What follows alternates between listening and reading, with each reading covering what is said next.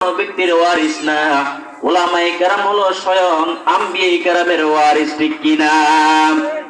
আল্লাহর পয়গম্বর বলেন আম্বিয়ায়ে কেরাম যে উলামায়ে কেরামের কাছে, আম্বিয়ায়ে কেরাম যে উলামায়ে কেরামকে ওয়ারিস রেখে গেছেন, ওয়ারিস বানায় গেছেন। কিসের ওয়ারিস বানায় গেছেন? বলে দিনার দিরহাম এই জিনিসের ওয়ারিস তাদেরকে রেখে যান নাই, বরং তাদের কাছে ইলমের ওয়ারিস রেখে গেছি। উলামায়ে কেরামের সিনার মধ্যে আম্বিয়ায়ে কেরামের ইলম, এটা হলো আল্লাহু আকবার, আম্বিয়ায়ে কেরামের সূত্রে তারা পেয়েছেন, উত্তরাধিকারী সূত্রে পেয়েছেন ইলম। এই ইলমটা উলামায়ে কেরামের সিনার মধ্যে আল্লাহ রাব্বুল আলামিন আমানত রেখেছেন।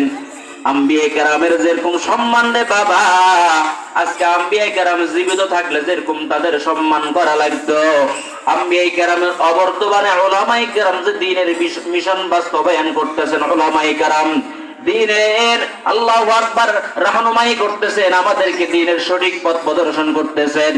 আম্বিয়ায়ে কেরামের যেভাবে সম্মান করা লাগবে, আল্লাহু আকবার, আম্বিয়ায়ে কেরাম অবর্তমানে উলামায়ে কেরামকে ঠিক এরকম ভাবে সম্মান করা লাগবে। এগুলো তৃতীয় নাম্বার ফজিলত। তৃতীয় নাম্বার, আল্লাহর পয়গম্বর বলেন, এর পৃথিবীর মানুষ আম্বিয়ায়ে কেরামের পর উলামায়ে কেরামকে আল্লাহ রাব্বুল আলামিন সম্মানিত করেছেন, মর্যাদার আসীন করেছেন।